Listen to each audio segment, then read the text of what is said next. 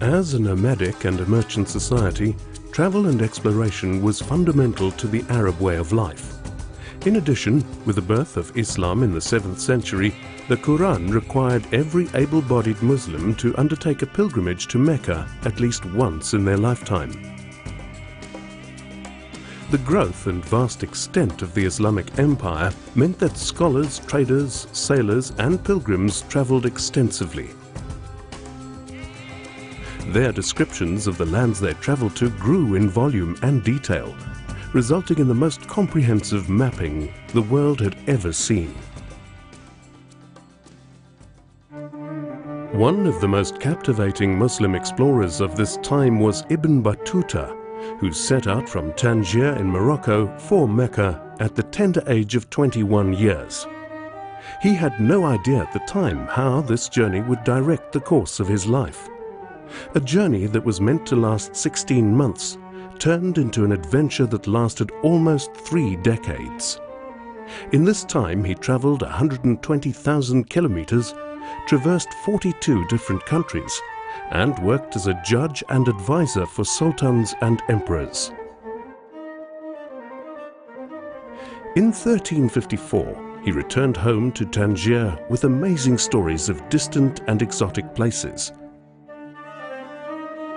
He wrote of his travels in the Rihla, a remarkable diary that provided an enlightening account of the Islamic world at that time. It named over 2,000 people he had met and whose tombs he had visited, including 60 heads of state, 24 of whom he had worked for as an advisor. A legendary Muslim explorer of the time was the 15th century sailor and poet Ahmad ibn Majid. Born in the 1430s, his life spanned the most critical century in nautical history, when competition between the world powers for trade routes was savage, and when knowledge at sea meant power. Ahmad ibn Majid's extraordinary chronicles and navigational expertise gave Muslim voyagers a great advantage. His first chronicles, Hawiyya, written in the unusual form of a 1,082-line poem, was a compendium of navigational theory, detailing routes across the entire Indian Ocean. His next work, the Book of Profitable Things Concerning the Principles and Rules of Navigation, published in 1490, was considered the best book on Arabic navigation ever written. Its extensive content covered seasonal winds, star positions, locations of ports, and all the sea routes relevant to trade at the time.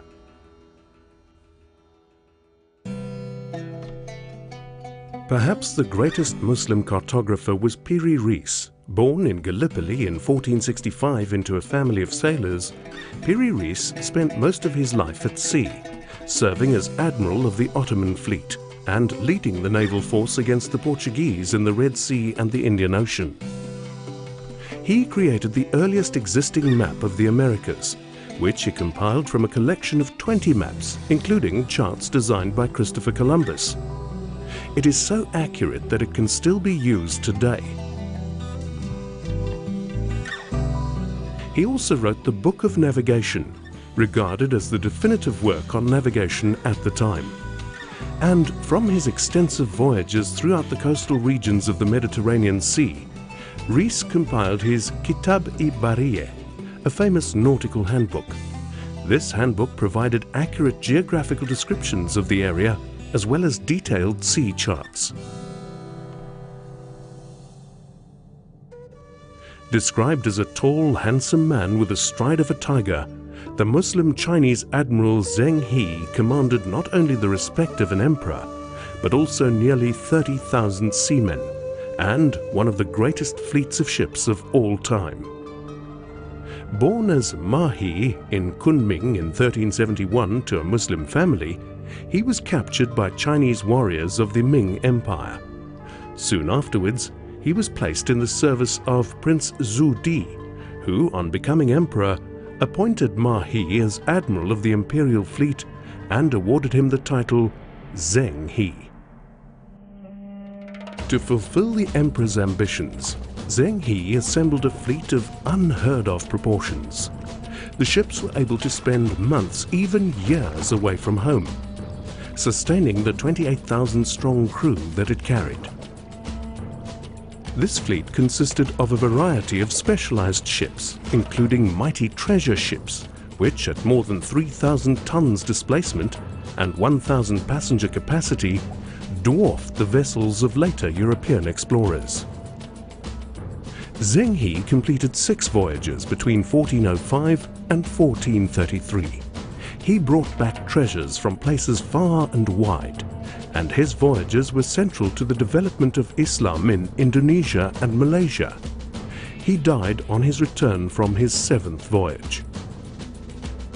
By this time, Zheng He's fleet had visited most known cultures in the Indian Ocean region and anchored in the most famous ports of the time. He travelled at least as far south as the Mozambique Channel, whilst some historians claim that he even rounded the Cape of Good Hope and reached the Americas and Europe via the Atlantic Ocean. He is also reputed to have travelled through the Red Sea Ship Canal to Cairo, down the Nile River, and to Italy. Although his achievements have largely been ignored in the annals of history, his name is famous in nautical circles across the world. These courageous Muslim explorers made an extraordinary contribution to the course of history and to our knowledge of the world in which we live.